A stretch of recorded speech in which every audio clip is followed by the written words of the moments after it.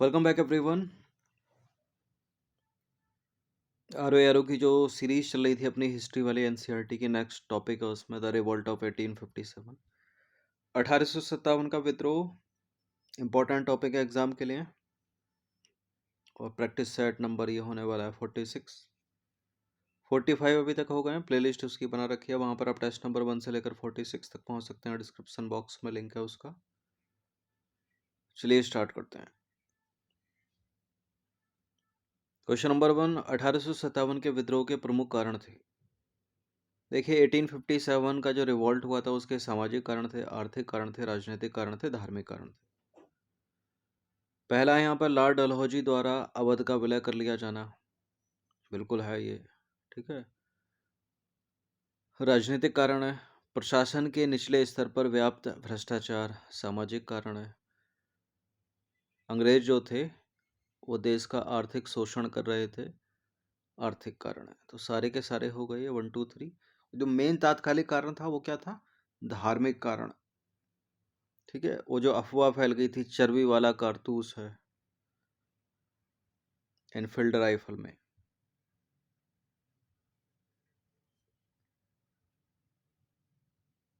देखिए ब्रिटिश शासन के प्रति व्याप्त जन असंतोष ने ही एक जन विद्रोह का रूप ले लिया, जिसकी परिणति 1857 की क्रांति के रूप में सामने आई। जन असंतोष का संभवतः सबसे महत्वपूर्ण कारण अंग्रेजों द्वारा देश का आर्थिक शोषण तथा देश के परंपरागत आर्थिक ढांचे का विनाश था, जिसने बड़ी संख्या में परंपरागत जमींदारों, किसानों, दस्तकारों तथा हस्तशिल्पियों को निर्धनता के मुंह में झोंक दिया। ठीक है, ये कहाँ के थे? भारत में रह रहे थे। निचले स्तर पर प्रशासन में व्याप्त भ्रष्टाचार ने साधारण जनता को बुरी तरह प्रभावित किया। विद्रोह के कारणों की चर्चा करते हुए 1859 में एक ब्रिटिश अधिकारी जिसका नाम है विलियम एडवर्ड, उसने लिखा कि पुलिस को जनता कोड़ के समान समझती थी। कोड़ एक बीमारी है, ठीक है, जिसमें शरीर का क्षरण होने लगता है। देखिए लॉर्ड डलहौजी को 1856 में अवध को ब्रिटिश शासन में मिला लिया। लॉर्ड डलहौजी ने, ठीक है, पूरे भारत में तथा खासतौर पर अवध में इसकी तीखी प्रतिक्रिया हुई। विशेष रूप से इसके कारण अवध में और कंपनी की सेना में विद्रोह का वातावरण बन गया। ये जो सीरीज है, ठीक है, इसकी फुल टेस्ट सीरीज से जुड़ सकते हो आप 149 में। ये नंबर इस पर कॉल या व्हाट्सअप करके। इतना कम इसने रखा था कि सभी लोग इसको अफोर्ड कर सकें इजीली। क्वेश्चन नंबर 2 पर आ जाइए। 1857 की क्रांति में किन समूहों की भागीदारी रही, पूछ रहा है। जमींदार, किसान, हस्तशिल्प, धर्मोपदेशक, पंडित और मौलवी।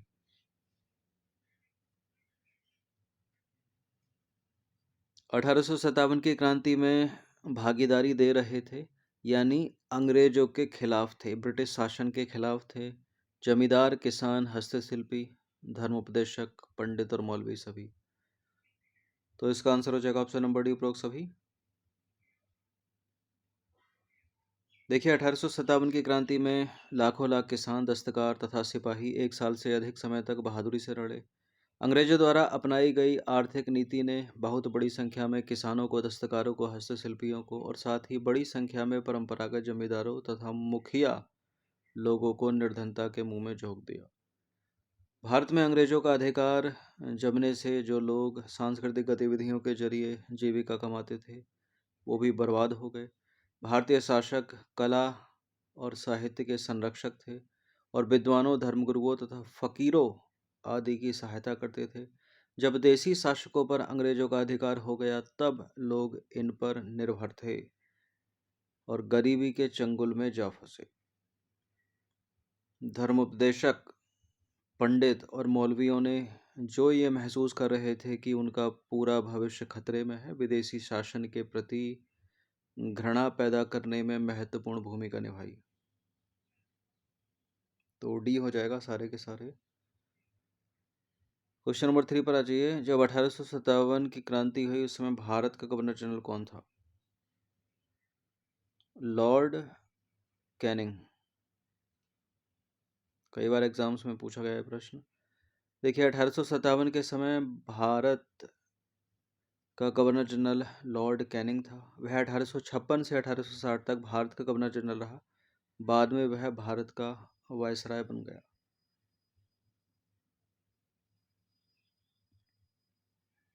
क्वेश्चन नंबर 4, 1857 की क्रांति के धार्मिक कारणों के संबंध में नीचे दिए गए कथनों पर विचार कीजिए। 3 कथन है, कौन सा इसमें सत्य होगा?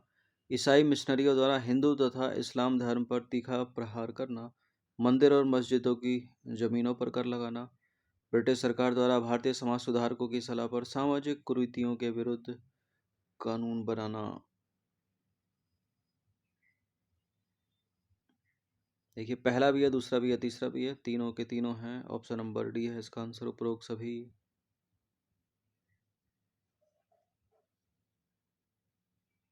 1857 में ब्रिटिश शासन के विरोध में जनता के खड़े होने का एक प्रमुख कारण लोगों की यह धारणा थी कि इस शासन के कारण उनका धर्म खतरे में है। इस भय का कारण था ईसाई मिशनरियों द्वारा भारतीय लोगों को ईसाई बनाने का प्रयास करना था। ये लोग हिंदू धर्म और इस्लाम पर सामाजिक रूप से तीखा और भोंडा प्रहार करते थे। पहले के भारतीय शासकों ने मंदिर और मस्जिद से जुड़ी जमीनों को उनके पुजारियों तथा सेवा संस्थाओं को कर से मुक्त रखा था। अब इनसे कर वसूलने की सरकारी नीति, जो कि अंग्रेजों की थी, से भी लोगों की धार्मिक भावनाओं को चोट लगी। अनेक लोगों की रूढ़िवादी धार्मिक और सामाजिक भावनाएं उन मानवतावादी उपायों के कारण भड़की जो सरकार कौन सी? ब्रिटिश सरकार ने भारतीय समाज सुधारकों की सलाह पर किए। भारतीय समाज सुधारक जैसे कि फॉर एग्जाम्पल राजा राम मोहन राय के प्रयासों से सती प्रथा का उन्मूलन हुआ था ना। सती प्रथा का उन्मूलन एक अच्छा कदम था। विधवा पुनर्विवाह संबंधी कानून बनाना अच्छा कदम था। लड़कियों के लिए पश्चिमी शिक्षा की व्यवस्था भी एक अच्छा कदम था।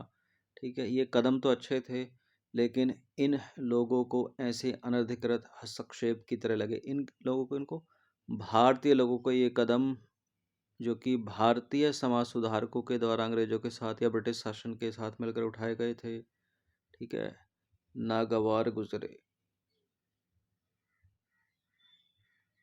क्वेश्चन नंबर 5 पर आ जाइए। 1857 के विद्रोह का तात्कालिक कारण था धार्मिक। ठीक है, बी है इसका आंसर। 1857 के विद्रोह का तात्कालिक कारण धार्मिक था। नई एनफील्ड राइफल का उपयोग सबसे पहले सेना में ही आरंभ किया गया। इसकी कारतूसों पर चर्बी सने कागज का खोल चढ़ा होता था और कारतूस को राइफल में भरने से पहले उसके सिरों को, ठीक है, मतलब उसका जो टिप होता है उसको दांतों से काट कर थूकना पड़ता था। कुछ उदाहरणों में इस खोल में गाय और सूअर की चर्बी का प्रयोग किया गया था। इससे हिंदू तथा मुसलमान सिपाही दोनों भड़क उठे। ठीक है, ये कन्फर्मेशन था या अफवाह थी, ठीक है, वो साबित हो ही नहीं पाया। निम्नलिखित कथनों पर विचार करेंगे। मंगल पांडे ने ग्वालियर विद्रोह किया था। 1857 के विद्रोह ने बहादुर शाह जफर को भारत का बादशाह घोषित किया। मंगल पांडे तो बैरकपुर छावनी से था ना, तो गलत है पहला वाला स्टेटमेंट, दूसरा वाला यहाँ पर केवल सही है। देखिए, पहला कथन असत्य है। मंगल पांडे बैरकपुर छावनी के एक नौजवान सिपाही थे जिनको अकेले विद्रोह करने तथा अपने अधिकारियों पर हमला करने के कारण 29 मार्च 1857 को फांसी दे दी गई। दूसरा वाला सही है। 1857 के बागी सिपाहियों ने बूढ़े और शक्तिहीन शासक बहादुर शाह जफर को भारत का सम्राट घोषित कर दिया। दिल्ली जल्द ही इस महान विद्रोह का केंद्र बन गई और बहादुर शाह इसके महान प्रतीक बन गए।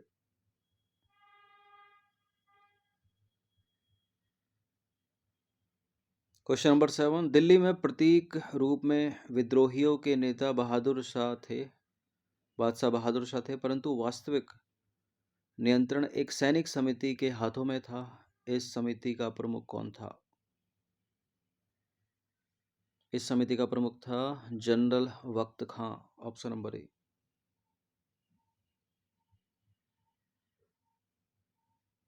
देखिए, दिल्ली जो है 1857 के विद्रोह का केंद्र थी। दिल्ली में प्रतीक रूप में कहने को विद्रोह के नेता बहादुर शाह बादशाह बहादुर शाह थे, परंतु वास्तविक नियंत्रण एक सैनिक समिति के हाथों में था, क्योंकि बहादुर शाह बूढ़ा और एक शक्तिहीन शासक था। इस समिति ने प्रमुख जनरल वक्त खां थे। इस समिति के प्रमुख जनरल वक्त खां थे। इन्होंने बरेली के सैनिकों का नेतृत्व किया तथा उनको दिल्ली ले आए। ब्रिटिश सेना में वे तोप खाने के एक मामूली सूबेदार थे। सूची एक को सूची दो के साथ सम्मिलित करेंगे। नीचे दिए गए कूट का प्रयोग करके सही उत्तर का चुनाव करेंगे। सूची एक में है क्रांतिकारियों के नाम, सूची दो में है स्थान जहां से ये नेतृत्व कर रहे होंगे 1857 की क्रांति का। नाना साहब, बेगम हजरत महल, महारानी लक्ष्मीबाई, कुंवर सिंह। महारानी लक्ष्मीबाई झांसी, कुंवर सिंह बिहार, बेगम हजरत महल लखनऊ, नाना साहब कानपुर। ए का हो गया 4 और बी का हो गया 3। ए का 4, बी का 3, एक सही एलिमिनेट हो गया, बी है इसका आंसर। ठीक है, कानपुर में नाना साहब, लखनऊ में बेगम हजरत महल, झांसी महारानी लक्ष्मीबाई, कुंवर सिंह बिहार के जगदीशपुर में।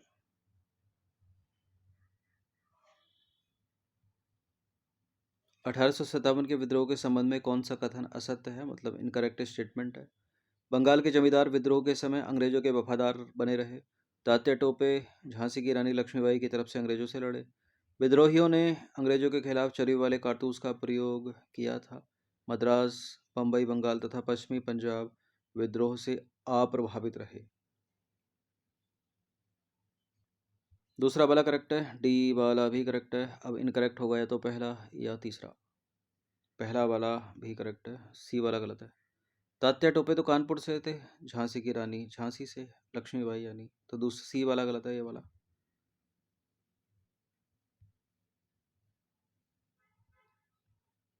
विकल्प सी गलत है, क्योंकि कानपुर में विद्रोहियों के नेता नाना साहब की ओर से लड़ने का भार मुख्यतः उनके विश्वसनीय सेवक तात्या टोपे के सिपाहियों पर था। अपनी देशभक्ति, शौर्यमय युद्ध और कुशल छापामार कार्रवाइयों के कारण तात्या टोपे का नाम इतिहास में अमर है। ठीक है, जबकि रानी लक्ष्मीबाई झांसी से विद्रोह का नेतृत्व कर रही थी। 1857 के विद्रोह में किन भारतीय शासकों ने विद्रोह को कुचलने के लिए अंग्रेजों का साथ दिया? हैदराबाद के निजाम, ग्वालियर के सिंधिया, नेपाल के राजा, भोपाल के नवाब। इन सभी ने 1857 के विद्रोह को कुचलने के लिए अंग्रेजों का साथ दिया। ठीक है, भारतीय सैनिकों का नहीं, गलत है यहाँ पर, मतलब सारे के सारे करेक्ट हैं, डी है इसका आंसर। देखिए, भारतीय रजवाड़ों के अधिकांश शासक तथा बड़े जमींदार स्वार्थी थे एवं अंग्रेजों की सख्ती से डरे हुए थे। वे इस विद्रोह में शामिल ही नहीं हुए। इसके विपरीत ग्वालियर के सिंधिया, इंदौर के होलकर, हैदराबाद के निजाम, जोधपुर के राजा, दूसरे राजपूत शासक, भोपाल के नवाब, पटियाला, नाभा और जींद के सिख शासक, पंजाब के दूसरे सिख सरदार, कश्मीर के महाराजा, नेपाल के राजा और उनके बड़े जमींदारों ने विद्रोह को कुचलने में अंग्रेजों की सक्रिय सहायता की। वास्तव में भारतीय शासकों में 1% से भी अधिक शासक विद्रोह में शामिल नहीं हुए।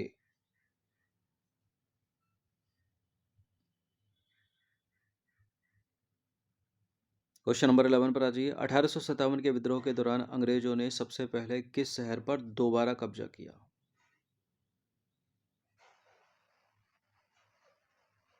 दिल्ली पर, सी है इसका आंसर। देखिए, अंग्रेजों ने एक लंबे तथा भयानक युद्ध के सबसे पहले 20 सितंबर 1857 को दिल्ली पर दोबारा कब्जा कर लिया। बूढ़े सम्राट बादशाह बहादुर शाह बंदी बना लिए गए। उनके राजकुमार पकड़कर वहीं मार दिए गए। सम्राट पर मुकदमा चला तथा उन्हें निर्वासित करके रंगून भेज दिया गया।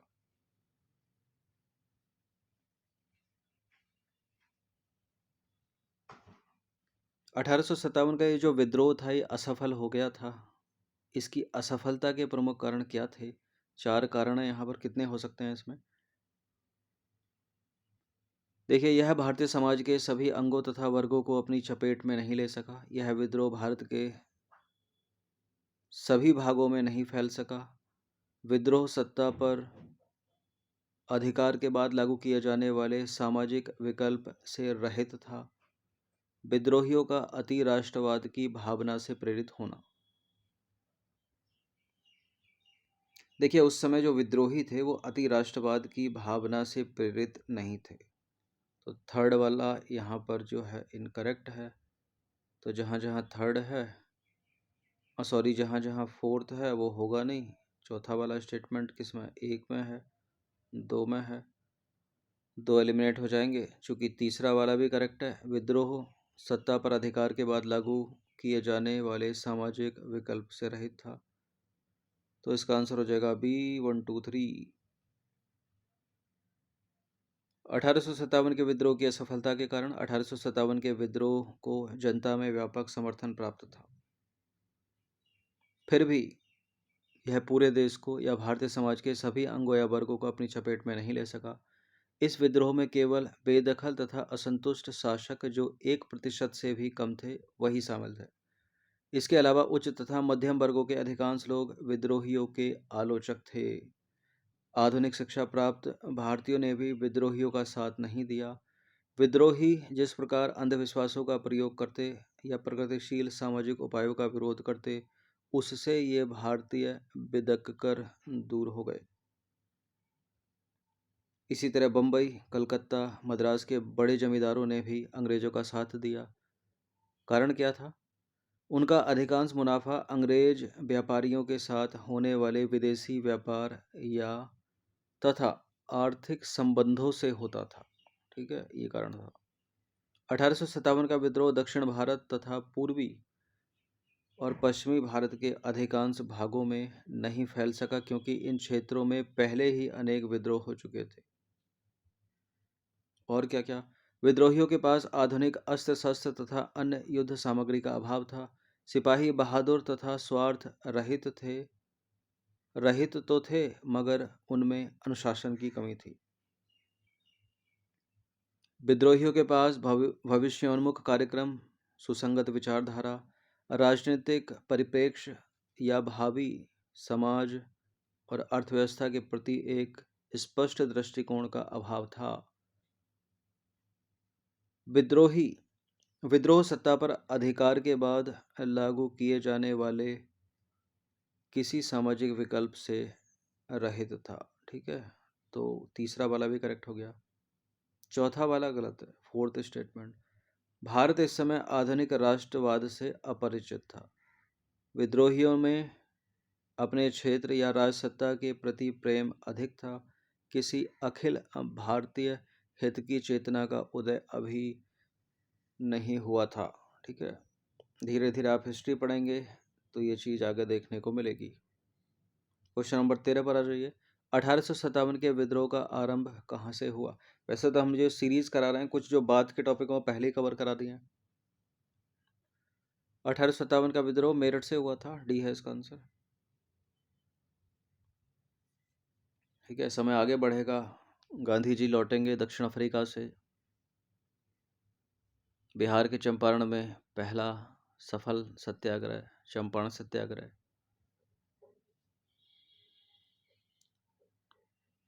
ठीक है, फिर सविनय अवज्ञा आंदोलन होगा, उससे पहले असहयोग होगा, फिर एंड में डू और डाई 1942 में भारत छोड़ो आंदोलन।